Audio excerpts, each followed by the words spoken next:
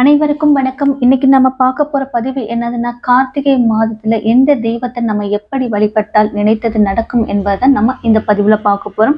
Video skip பண்ணாம பாருங்க. Video பிடிச்சிருந்தா மறக்காம உங்க லைக் பண்ணுங்க.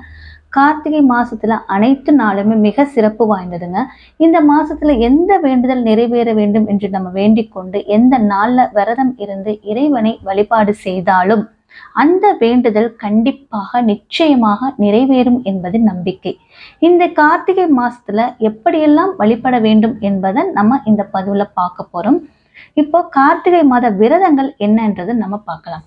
கார்த்திகை மாதத்துல கார்த்திகை தீபம், சபரிமலை ஐயப்பனுக்கு மாலை அணிந்து விரதம் இருப்பது என்பது அனைவருக்குமே தெரியும். இது தவிர கார்த்திகை மாதத்திற்கு என்று பல சிறப்புகளும் உள்ளன. கார்த்திகை மாதத்தின் முதல் நாள் துவங்கி நிறைவு நாள் வரை ஒவ்வொரு நாளும் ஒவ்வொரு தெய்வத்திற்கும் உரிய நாளாகும்.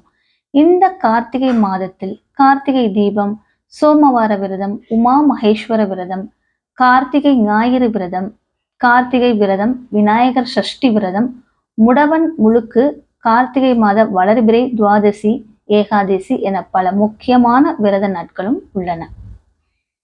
2024 நவம்பர் 16 சனிக்கிழமை, அதாவது நாளை கார்த்திகை மாதம் பிறக்கிறது இல்லையா?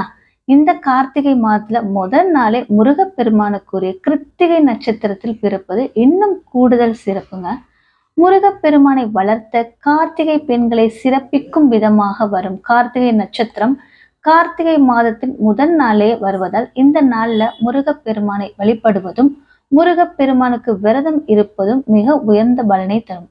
இந்த கார்த்திகை மாதத்தில் எந்த தெய்வத்தை எந்த நாள்ல எப்படி வழிபட்டால் நினைத்தது நடக்கும், நம்முடைய கஷ்டங்கள் துன்பங்கள் நீங்கி வாழ்க்கை வளமானதாகும் என்பதை நம்ம பார்க்கலாம். கார்த்திகை மாசத்துல செய்ய வேண்டிய வழிபாடும் அதனுடைய பலன்களும் இப்ப பார்க்கலாம். இந்த கார்த்திகை மாத பிறப்பன்று முடவன் முழுக்கு என்ற உற்சவம் நடத்தப்படும். அதாவது ஐப்பசி மாசத்துல காவிரியில் நீராடினால் கங்கையில் நீராடிய புண்ணிய பலன் கிடைக்கும், பாவங்கள் தீரும், கஷ்டங்கள் நீங்கி புதிய வாழ்க்கை துவங்கும் என்பது ஐதீகம். இப்படி ஐப்பசி மாதத்தில் துலாஸ்தானம் செய்ய முடியாதவங்க கார்த்திகை முதல் நாளே புனித நதிகளில் நீராடினால் ஐப்பசி மாசம் முழுசும் நீங்க துலாஸ்நானம் செய்த பலன் உங்களுக்கு வந்து சேரும்.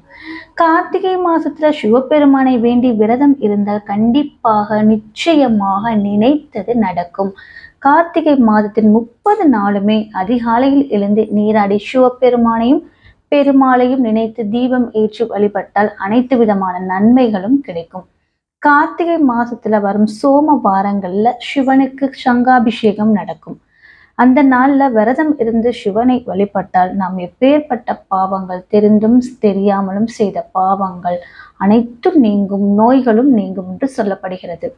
கார்த்திகை சோமவாரத்தில், அதாவது திங்கட்கிழமையில நடக்கும் சங்காபிஷேகத்திற்கும் மற்ற அபிஷேகங்களுக்கும் தேவையான பொருட்கள் வாங்கி கொடுத்தால் ரொம்ப நல்லது. உங்களால முடிந்தது வில்வமோ, பாலோ, பன்னீரோ, தயிரோ, விபூதியோ என்ன உங்களால அபிஷேகத்திற்கு வாங்கி கொடுக்க முடியுமோ அந்த பொருட்களை நீங்க அன்றைய தினத்தில் வாங்கி கொடுத்தால் அஸ்வமேத யாகம் செய்த பலன் கண்டிப்பாக உங்களுக்கு கிடைக்கும். கார்த்திகை மாசத்துல வரும் ஞாயிற்றுக்கிழமையில உமா மகேஸ்வர விரதம் இருந்தால் தம்பதிகளுக்கு ஒற்றுமை ஏற்படும். கணவன் மனைவி பிரிந்தவர்கள் ஒன்று சேர்வார்கள். வீட்டுல ஒரே சண்டை, கணவனுக்கும் மனைவிக்கும் ஒரே சண்டைன்னா அந்த சண்டைகள் கொஞ்சம் கொஞ்சமா குறையும். இந்த கார்த்திகை மாசத்துல ஞாயிற்றுக்கிழமையில உமா மகேஸ்வர விரதம் இருந்தால் கண்டிப்பாக உங்களுடைய கணவன் மனைவி எப்பேற்பட்ட பிரச்சனைகள் இருந்தால்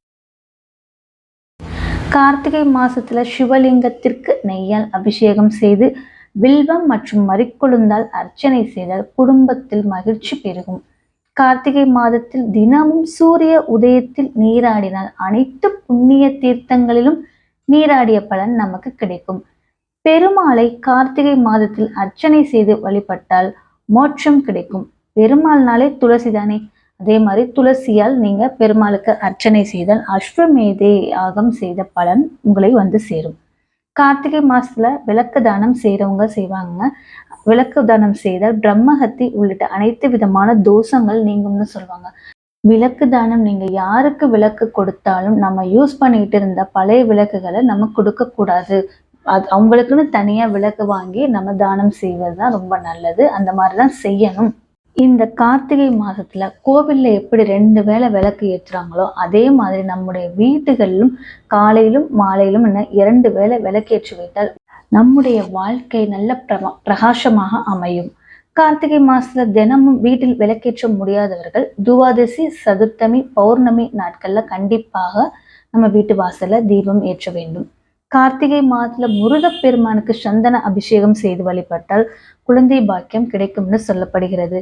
உங்க வீட்டுல முருகன் சிலை அல்லது வேல் இருந்துச்சுன்னா அதற்கு நீங்க சந்தன அபிஷேகம் செய்து வழிபடுவது மிகவும் சிறப்பு. அப்படி இல்லாதவங்க முருகன் கோவிலுக்கு உங்களால் எவ்வளவு சந்தனம் வாங்கி கொடுக்க முடியுமோ அந்த சந்தனம் அபிஷேகத்திற்கு வாங்கி கொடுக்கலாம்.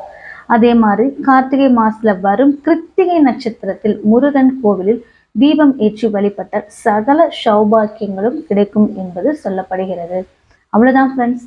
கார்த்திகை மாதத்துல விளக்கு ஏற்றினால் நமக்கு என்ன நன்மைகள் கிடைக்கும், என்ன பலன்கள் கிடைக்கும் என்பது நம்ம இந்த பதிவுல தெளிவா பார்த்தாச்சு. வீடியோ பிடிச்சிருந்தா மறக்காம ஒரு லைக் பண்ணுங்க. நன்றி, வணக்கம், தேங்க்யூ.